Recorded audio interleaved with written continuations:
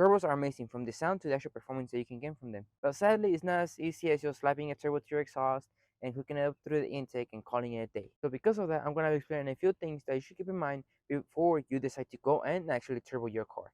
So yeah, let's get to it. So before we actually get back into the actual video, I would like to ask if you actually like the video and subscribe if you find it enjoyable at the end of the video. Not right now, because it makes no sense for you to like it or subscribe right now. So at the end of the video, if you find it enjoyable, if you could like and subscribe, I would really appreciate it. So yeah, let's get to it. So the main part, the first part to turboing your car is gonna be ring gap. So like you may or may not know, your piston has rings in them, and those rings are around the piston.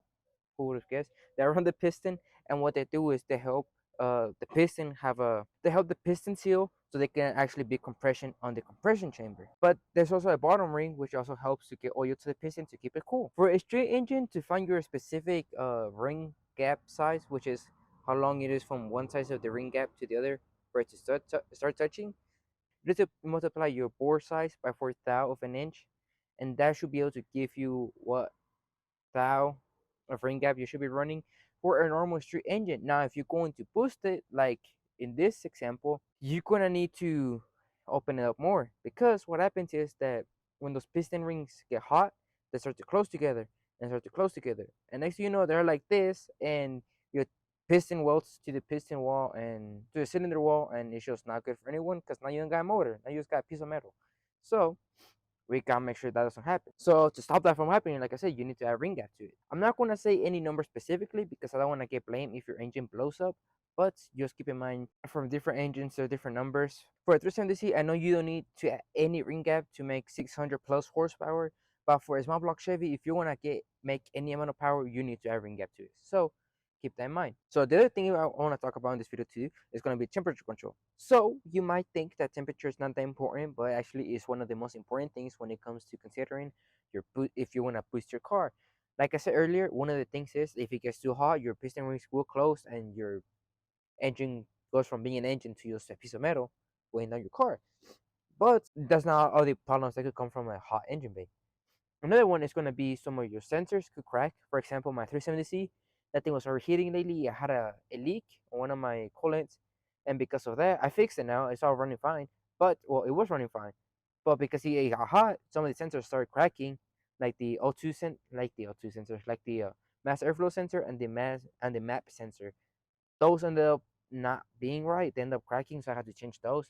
And it's unnecessary amounts of money being spent. And it's unnecessary amounts of money being spent. So you could do yourself a favor and make sure that you try and keep the temperatures down so you don't have to deal with any of these problems one, two, or three times, or how many times you need to deal with them until you learn to keep your temperature down. Also, another thing about temperature is that it messes up your performance. And you may ask, how does that happen? Well, the thing is that cold air is more dense with oxygen than normal air.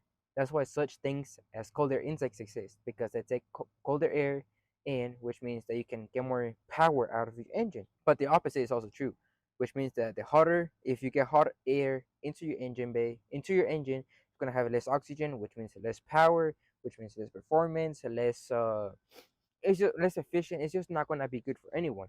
So you want to keep try and make sure you don't have. I mean, you're gonna have heat, but you try to have as little amount of heat as you can going into your turbo, or and going into your turbo, and thus going into your engine, because it's just not gonna be good for anyone. You're gonna be down on power. It's not gonna be good for anyone. So another part to boosting your car is gonna be fuel. Now this more than likely, you need to update your fuel system either if you go NA or you go boosted. If you're trying to make more power, you're going to need more fuel. And this includes everything from your fuel pumps to injectors, possibly a return system, and possibly new rails. So you got to keep in mind that whenever you want to boost your car, it's not necessarily just air. You also need to add more gas to the car, which is also going to be that, when you get to a gas station, you're going to be spending more gas. You're going to be spending more gas. You're going to be less efficient that way, but you do get calls noises. So I mean, to each their own, right? I would prefer the noises over the gas, but that's just me.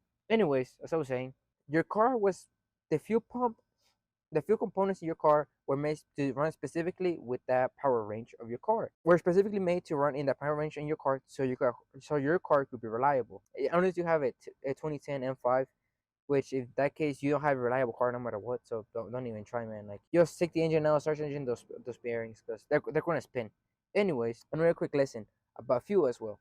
Octane, it's a very octane rating basically means how resistant it is to a pre-detonation, which means that the air fuel mixture blows up in your combustion chamber before it should, which makes the car run inefficiently, and it could possibly damage car parts. And now again, like I said, better rating, the better defense, I guess, pre-detonation that you have. Pre-detonation happens because of too much pressure on the cylinder, and as it turns out, whenever you add boost to it, your car, you added more pressure to the cylinder, which means that it's more likely for you to get pre-detonation. So, which means that you have to make sure that you're using more expensive gas, possibly even race fuel, depending on how crazy you go on the boost and on the compression on your car. The only alternative to this that I see that's reliably is E85, and let me tell you, I see E85 as the mother of all fuels. Let me tell you why. It's cheap, it's high in octane, it helps to clean your engine from carbon deposits, and most importantly, in this situation, it also helps to keep your engine cool, as whenever the fuel mixes with the turbo air, it cools everything down on the chamber, and you also whenever the gas, the exhaust is not as hot, which means there's not as much heat soak in your turbo, which again means that you're getting hot air instead of cold air and all of that. So E85 really does help a lot, especially if you're running boosted. But I also know that not everyone has access to E85 like me. The only gas station that has E85 close to me is 45 minutes away, and I don't know about y'all, but I don't feel like driving 45 minutes every single day just to get gas. But if you can, go for it. So supporting mods. Okay, this one is kind of eh because I have it labeled on my notes as supporting mods, but it's kind of more like extra things that you need, and some of them are supporting mods. Because again, whenever you stress whenever you turbo your car, you're adding a lot of stress to some parts, and you have to combat that in one way or another. So here's a short list of the things that I think that you need if you want to turbo your car, no matter what car it is, and no matter at what power range it is. If it's low amount of power or if you want to go crazy, these are some of the things that you need to keep in mind always. So the first thing is going to be the intercooler, because again, it helps. Intercooler helps to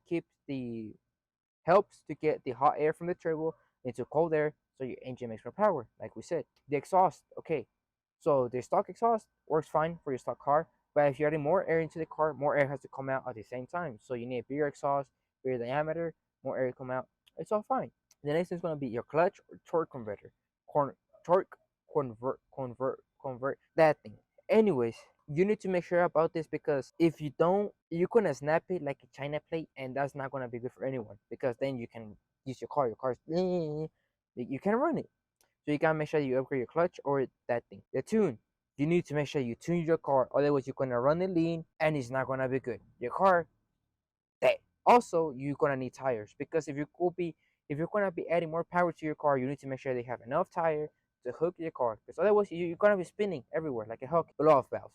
You need blow off valves for whenever you put your foot off the gas and you go from full boost to no boost at all. You need to get that air out one way or another, and that's where the blow off valve comes in, so they can get the air out safely. And lastly, it's gonna be the gauges. These are gonna be pretty important, as they're the things that inform you of how your car is performing.